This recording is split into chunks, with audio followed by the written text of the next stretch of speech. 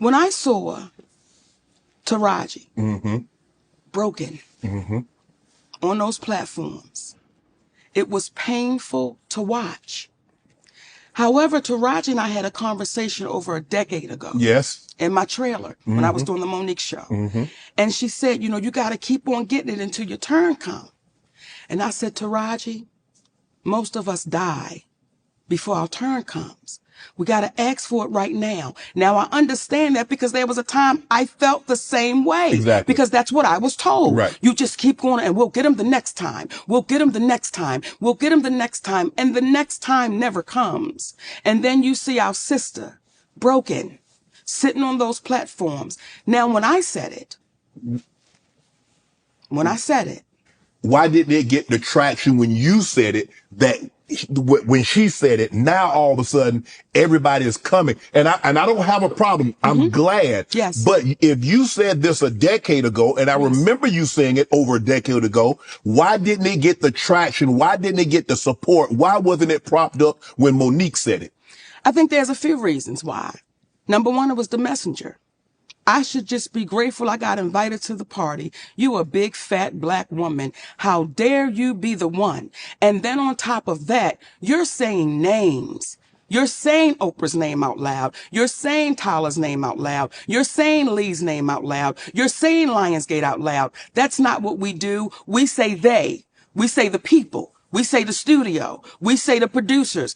How dare you actually say our heroes' names? You're very specific. These are our heroes. How could you say their names out loud? Because they're the ones that did it.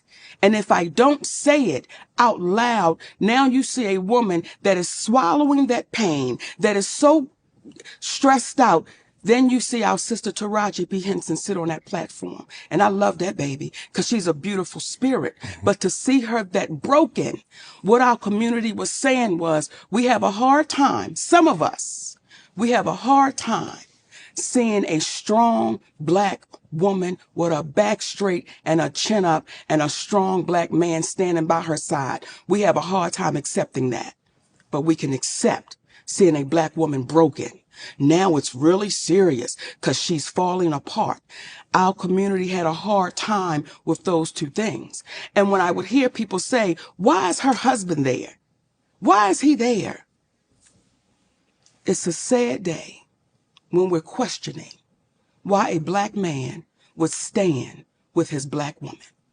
So when you hear black women saying we're the most undervalued, disrespected, underserved, mistreated, violated, exploited, we get all of that.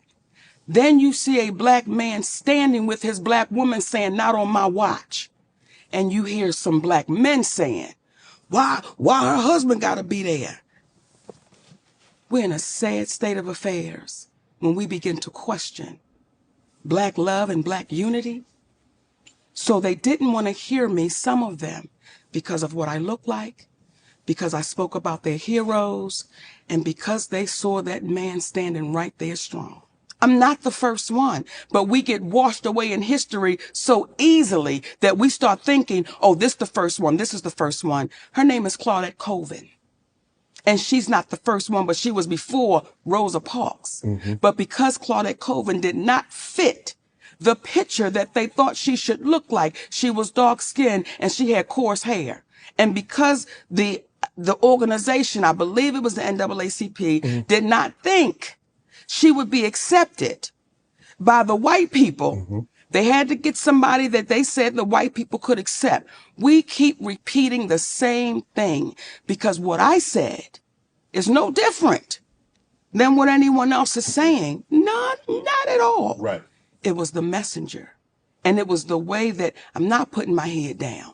I'm not shedding one tear. I'm not going to say, I don't want to say their name because I might get in trouble. I'm going to say all of it. Right. Because when you really think about that little girl coming behind you, what I don't ever want that baby to see is me broken. I don't want her to see me falling apart. And I understand it. I understand how it can happen, Shannon, when you may not have a foundation at home. Correct. When you may not have that man at home or that woman at home, whomever, that support person saying you're not crazy. Right.